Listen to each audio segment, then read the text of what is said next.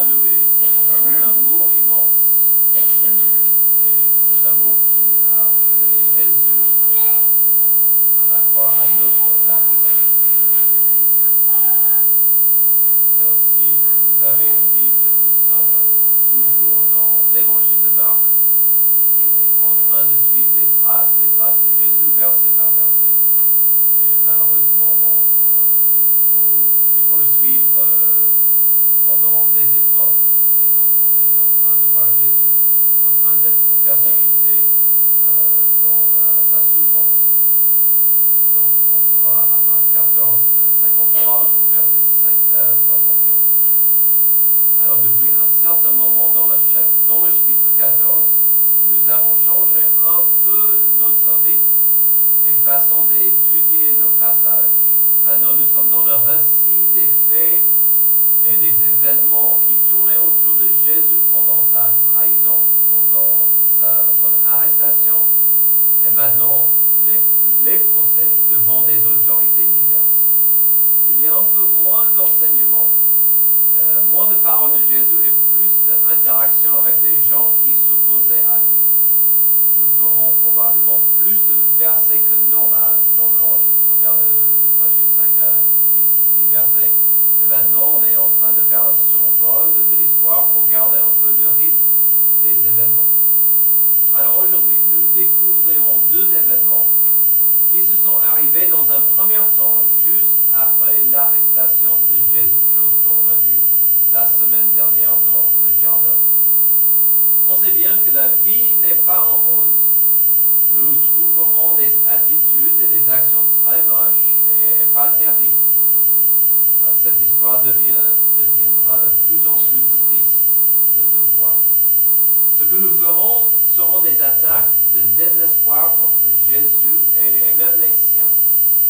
On verra des vagues de résistance et animosité envers Jésus.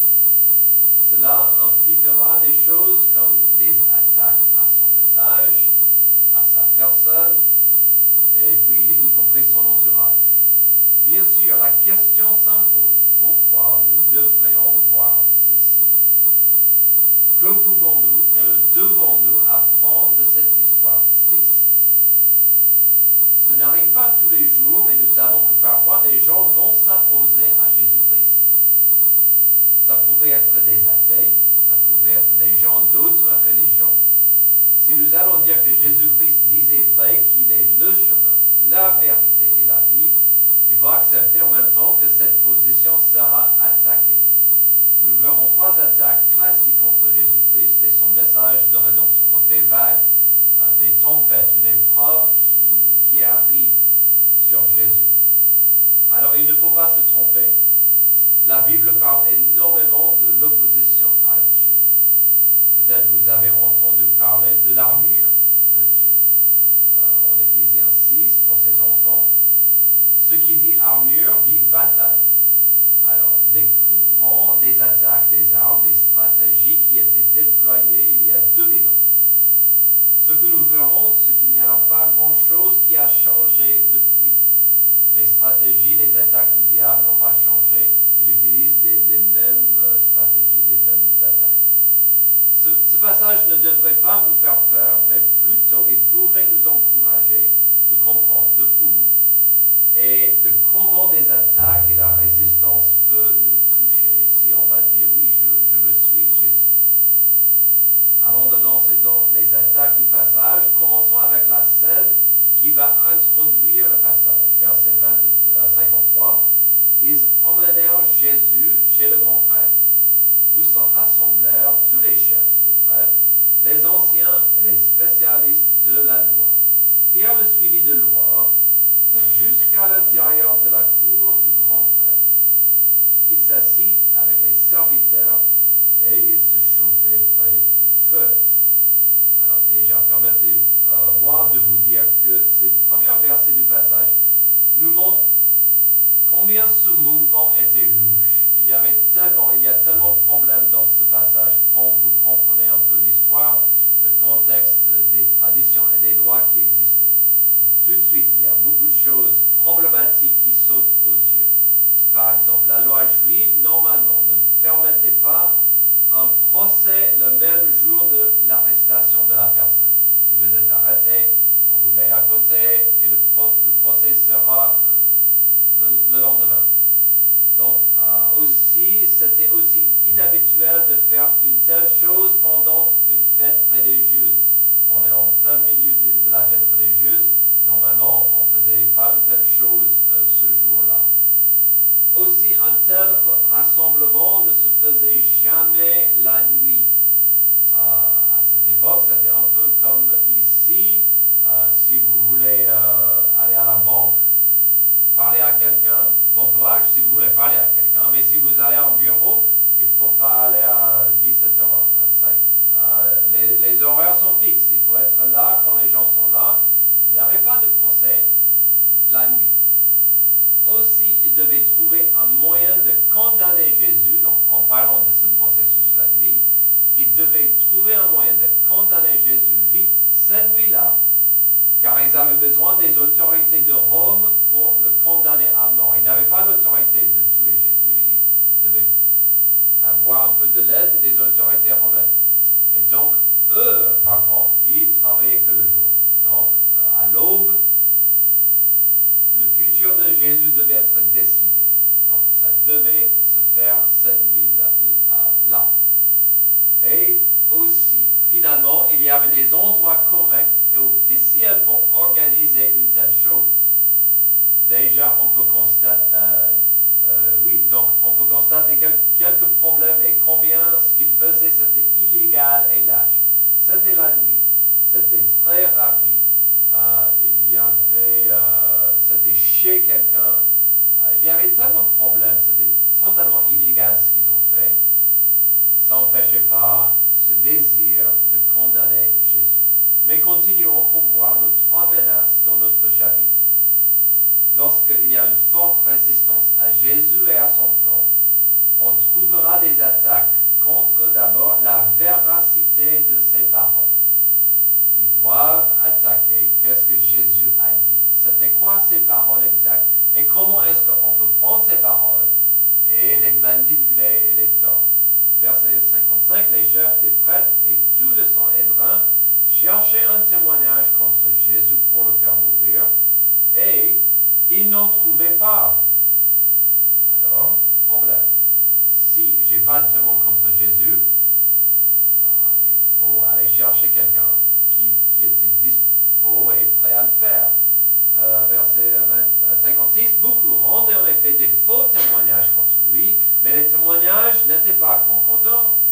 Quelques-uns se levèrent et portèrent un faux témoignage contre lui en disant, « Nous l'avons entendu dire, je détruirai ce temple fait par la main de l'homme, et en 3 jours j'en construirai un autre qui ne sera pas fait de main d'homme. » Même sur ce point-là, leur témoignage ne concordait pas. Mais bien sûr, c'est minuit, ils ont cherché les gens, ils ont payé des gens pour raconter des histoires. Alors, depuis quelques jours, les ennemis de Jésus cherchaient un moment propice de l'arrêter pour le seul but de le tuer. Depuis quelques heures, ils étaient bien engagés de le faire. À ce stade, c'était trop tard. Ils ont franchi le cap, ils ne pouvaient pas revenir en arrière. Il fallait foncer. Il fallait continuer. Ils ont franchi une ligne. Ils devaient aller jusqu'au bout.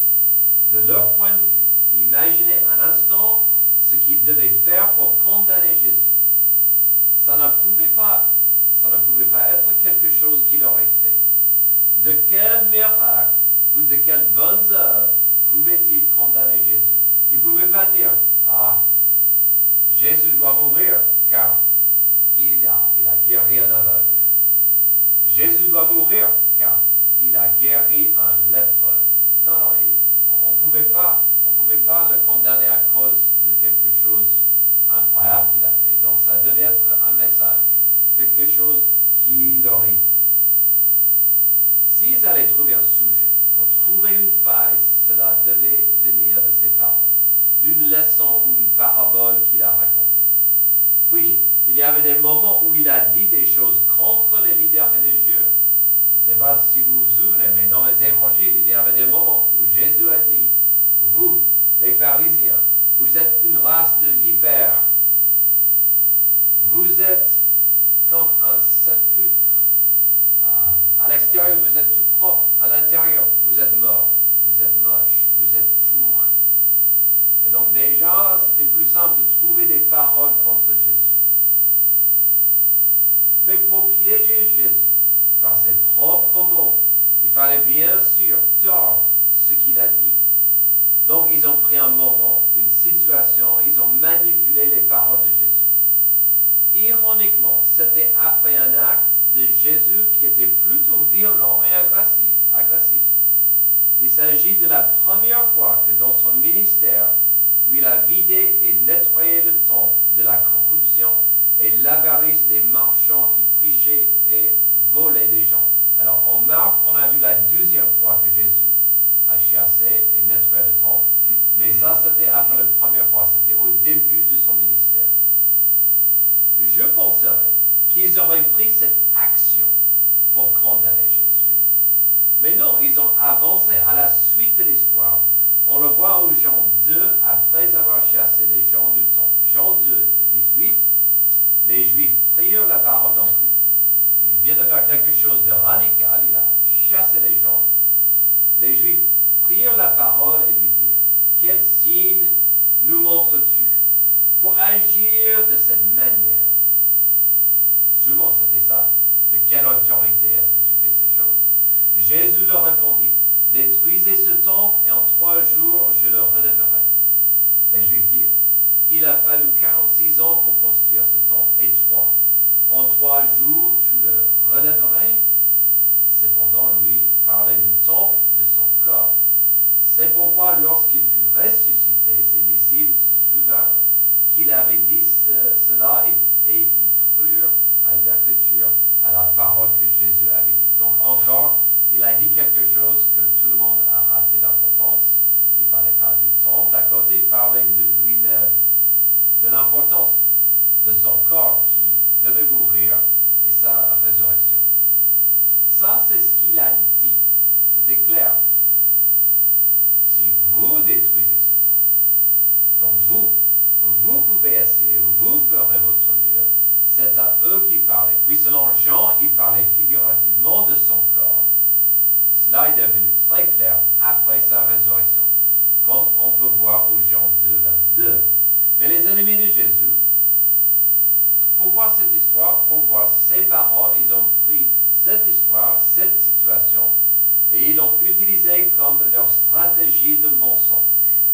Alors, selon la coutume juive, même pas la coutume juive, la culture juive et d'autres, si vous détruisez un temple, c'était punissable par la mort, dans beaucoup de cultures. Donc, ils ont choisi ça comme stratégie.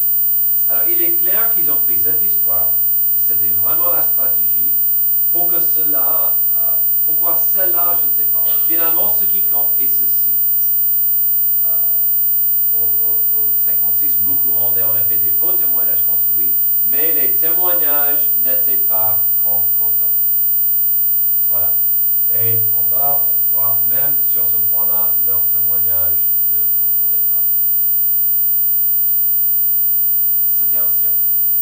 Ils ont engagé les gens, ils ont manipulé les gens pour dire, dis-nous quelque chose de terrible, horrible de ce que Jésus a dit sur le temple. Et même là, il n'y avait pas la même histoire. Les témoignages n'étaient pas d'accord. Mesdames, Messieurs, le monde n'a pas changé depuis. Et le monde essaie toujours de prendre des paroles de Jésus pour plier et détourner le message de Jésus-Christ. Ça m'a fait penser à la première tentation de l'homme dans le jardin d'Éden. Dieu a-t-il vraiment dit? On veut prendre les paroles de Jésus et changer un mot, changer 2 mots pour en ajouter le doute.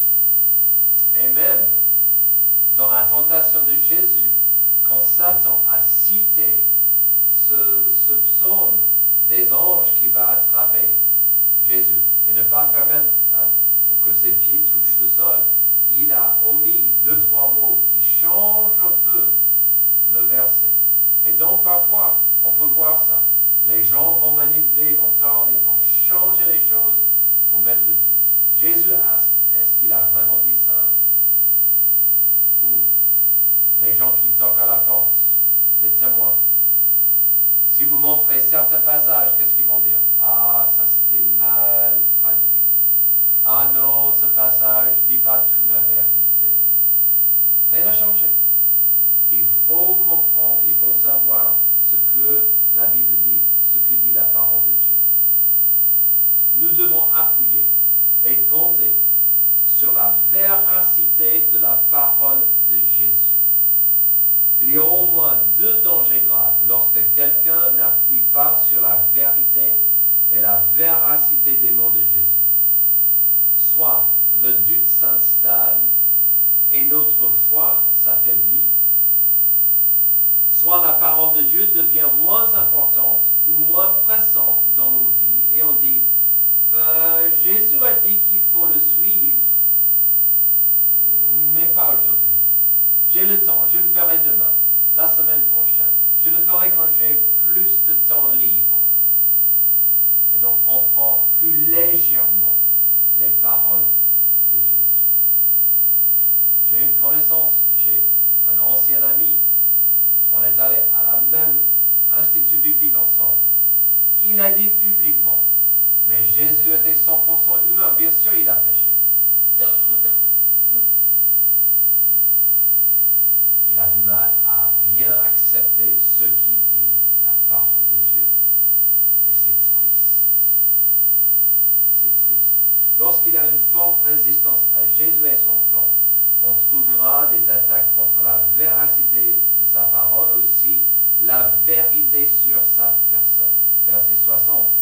Alors le grand prêtre se leva au milieu de l'assemblée et interrogea Jésus en disant, « Ne réponds-tu rien? Pourquoi ces gens témoignent-ils contre toi? » Mais Jésus gardait le silence et ne répondit rien. Alors, voyons le contexte plus ou moins illégal de la situation. Voyons le début de la scène. Comprenons qu'après quelques minutes, la situation est devenue un cirque. Ce n'est pas étonnant de voir Jésus garder son silence. Il laissait ces gens jouer le clown. Il n'avait aucune intention d'approuver leur absurdité et leur mensonge avec une réponse quelconque. C'était mieux de garder la bouche ferme. Et parfois, ce n'est pas toujours facile, c'est mieux de garder la bouche ferme. Quand les gens racontent n'importe quoi, laisse ça arrive. Les leaders du cirque devaient comprendre qu'ils perdaient la maîtrise de la scène, et donc dans le désespoir, quelqu'un devait faire quelque chose. Plan A ne fonctionnait pas. Il fallait un plan B. Et c'est cela que nous voyons ici. Le grand prêtre. Comprenez qu'auparavant, Jésus a parlé comme s'il était le Messie, mais pas que le Messie, mais le Fils de Dieu. Si jamais ces hommes désespérés allaient faire tomber Jésus, ça devait venir de ce qui il prétendait être. Car la stratégie des faux témoins devenait désastreuse pour eux. Le grand prêtre, ça continue. Dans le verset, le grand prêtre l'interrogea de nouveau et lui dit, « Es-tu le Messie, le Fils de Dieu béni ?» Ah, il y va tout au bout. Certains théologiens trouvent que cette question ne parlait que d'un Messie humain. Il n'y avait pas une référence divine. Si tel était le cas, une réponse positive de Jésus aurait été une blague. Comment pouvait-il être le Messie, car il était abandonné, il semblait être impuissant, il est dans un état d'arrestation. Il ne peut pas être le Messie qui va sauver Israël, car il est dans un état d'arrestation. D'autres théologiens disent que la question implique aussi sa divinité. Jésus, est-ce que tu es le Messie, le roi de Dieu, mais aussi le Fils de Dieu? Je pense que c'est là où il allait. Il voulait entendre Jésus dire, oui, je suis le Fils de Dieu. De toute façon, si Jésus se taisait pendant la première partie du processus et il laissait des faux témoins tourner en rond, ici, il n'a laissé aucun doute. À leur surprise, et je pense à leur joie, Jésus a dit ceci sans honte, sans hésitation. Jésus répondit, je le suis. Et vous verrez le Fils de l'homme assis à la droite du Tout-Puissant et venant sur les nuées du ciel. Boum. Comme on dit là, laissez tomber le microphone. Je suis. Je ne suis pas que le Fils de Dieu. Vous me verrez quand je reviens dans ma gloire. Jésus n'a laissé aucun doute sur sa personne. Et ici, il disait qu'il allait être, ces gens allaient être redevables pour leurs actions et leurs attitudes.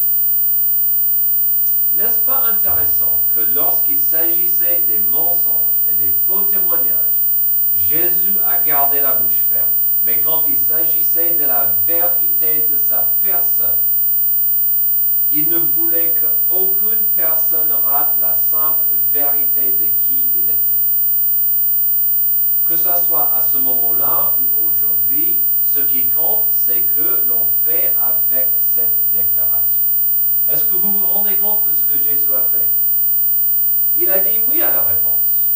Oui, je suis Jésus-Christ, le Fils de Dieu, et je reviendrai dans la puissance pour juger ce monde. Alors, pour ces accusateurs, c'était ce qu'ils voulaient. Mais pour ceux qui étaient là, les serviteurs, les autres personnes, ils entendaient la vérité sur Jésus. Jésus donnait une opportunité à tout le monde dans cette pièce d'entendre la vérité. Rien n'a changé aujourd'hui.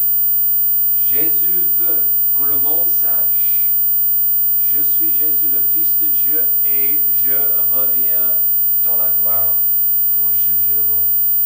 Mais il n'est pas trop tard. Ce n'était pas trop tard pour ces personnes. Verset 63, alors le grand prêtre déchira ses vêtements et dit: qu'avons-nous encore besoin de témoins? Vous avez entendu le blasphème. Qu'en pensez-vous? Tous les condamnèrent, déclarant qu'il méritait la mort. Quelques-uns se mirent à cracher sur lui, à lui mettre un voile sur le visage et à le frapper à coups de poing en lui disant: devine! Même les serviteurs le frappaient en lui donnant des gifles. Il a dit aux serviteurs: je suis le Fils de Dieu. Ce n'est pas trop tard pour vous de m'accepter. Et quand il fait, ils ont giflé, craché, ils ont ajouté dans cet abus. Selon la loi de Moïse, la déclaration était un blasphème qui méritait la mort. Heureusement pour les ennemis de Jésus, le procès n'avait pas besoin de continuer. Ils avaient tout ce dont il fallait pour juger Jésus. Mais ils n'avaient pas le droit de l'exécuter que pour cette raison-là, selon la loi de l'Empire de Rome. Mais ça n'empêchait pas de commencer l'abus et la maltraitance et la persécution de Jésus.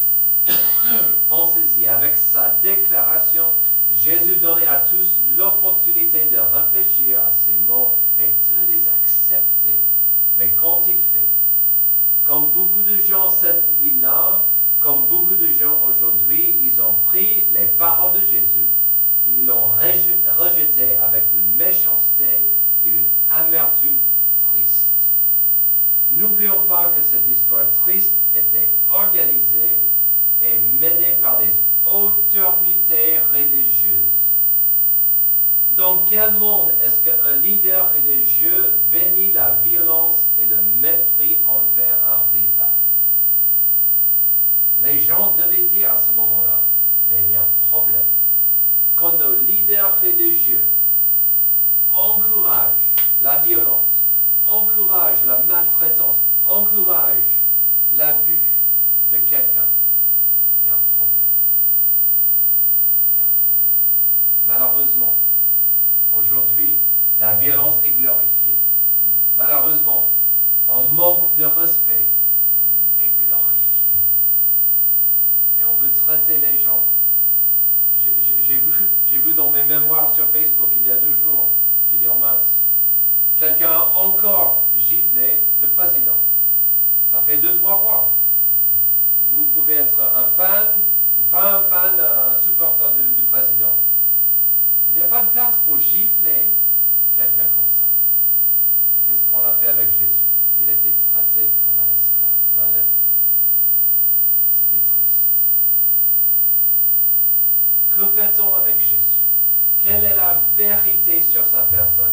Pour bien trop de gens aujourd'hui, il est préférable de penser à Jésus comme quelqu'un de bien, qui a perdu un peu sa place au monde dans une guerre politique et religieuse.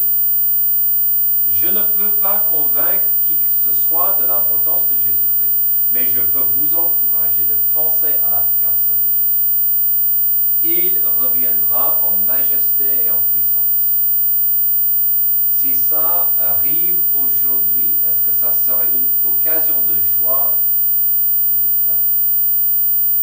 Lorsqu'il y a une forte résistance à Jésus et à son plan, on trouvera des attaques contre la véracité de ses paroles, la vérité de sa personne. Terminons cette partie de l'histoire triste de cette nuit-là avec Pierre. Lorsqu'il y a une forte résistance à Jésus et son plan, on trouvera la menace d'une violence de la pression. Verset 66, pendant que Pierre était en bas dans la cour, une des servantes du grand-père, prêtre, arriva, elle vit Pierre qui se chauffait, le regardait lui dit, « Toi aussi, tu étais avec Jésus de Nazareth. » Il le nia en disant, « Je ne sais ni ne comprends ce que tu veux dire. » Alors, nous allons voir 2 sources violentes qui viennent de la pression. On trouvera des vagues de violence verbale.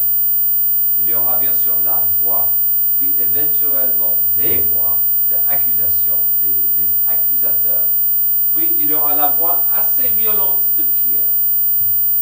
Sur un certain niveau, je dois dire bravo à Pierre, car la dernière fois que nous l'avons vu, il a mal utilisé son épée avant de prendre la fuite. Donc la dernière fois qu'on a vu Pierre, c'était un peu triste, embarrassant. Mais son désir et ses efforts de rester auprès de Jésus étaient charnels. Il cherchait toujours à trouver une résolution d'un défi qu'il ne comprenait pas. Et donc, quand la femme l'accuse d'être un disciple, il a nié tout de suite. Elle dit, « Ah, tu es disciple de Jésus ?» Non, pas moi. Soyons clairs. Elle ne cherchait pas un petit dialogue pour passer le temps. Comme avec des requins dans l'océan, il y avait du sang dans l'eau. Et tout le monde était combatif. C'était assez désagréable de voir Pierre ment sur ce qu'elle disait avant de se déplacer ailleurs. Puis, il est sorti pour aller dans le vestibule.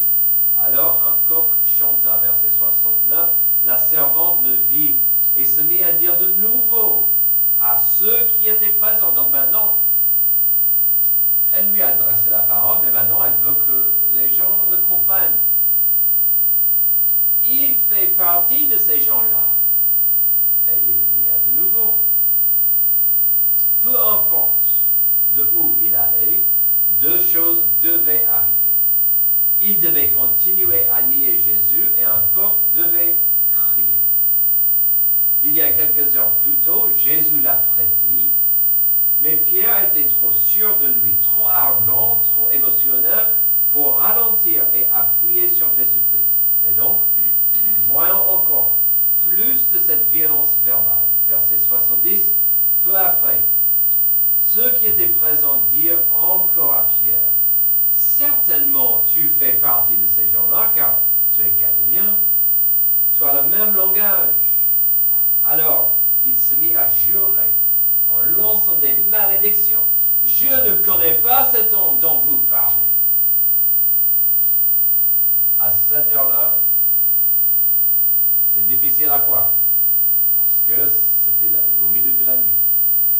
Alors, c'est plutôt normal que notre récit ne donne pas des paroles exactes de Pierre.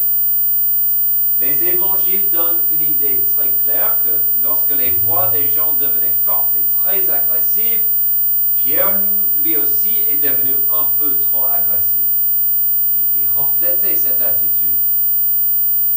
Alors, a-t-il simplement juré qu'il ne connaissait pas Jésus?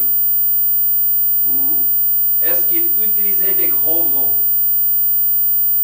À mon avis, il utilisait des gros mots. Il parlait comme c'est pas permis pour faire l'opposé d'un disciple de Jésus. On n'a pas tous les mots de Pierre, peut-être c'est mieux comme ça. Peu importe, si sa présence là reflétait son amour pour Jésus, ses paroles reflétaient la peur qui s'est installée dans son cœur encore. Pour la deuxième, troisième fois, dans l'espace de quelques heures, Pierre a laissé la peur envahir et de prendre le contrôle de ses actions.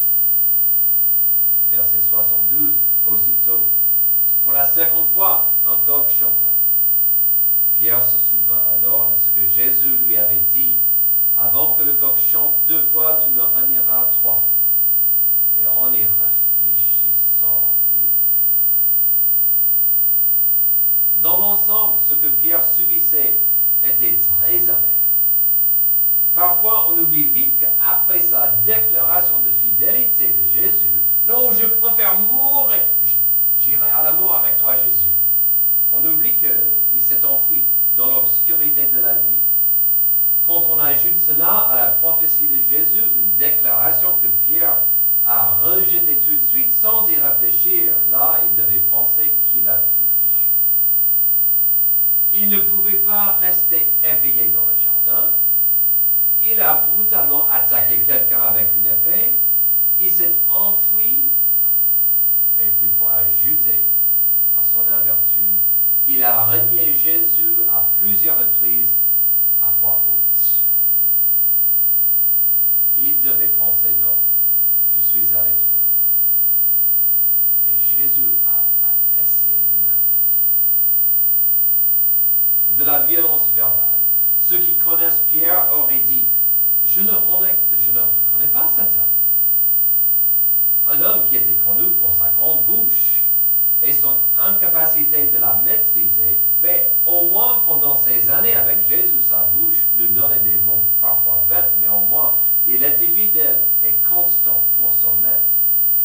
Tandis que là, dans une période de quelques heures, il a jeté son témoignage dans la poubelle. Quand je préparais ce message, je me demandais, son dernier acte était-il si différent que l'action de Judas? On voit 2 disciples, l'un qui a trahi Jésus pour de l'argent, l'autre qui n'a pas trahi Jésus, mais qui a renié Jésus, qui a dit non, je ne le connais pas, il s'est enfui. Les 2 actions, les 2 hommes, ce qu'ils ont fait était moche. Certes, ce que Pierre a fait n'était pas léger. Mais je pense que ça revient à l'amour. Judas aimait l'argent. Il n'a jamais aimé Jésus. Tandis que Pierre a laissé la peur envahir son cœur. Ce que Pierre a fait n'était pas léger, certes. Mais suis-je, moi, si différent que lui?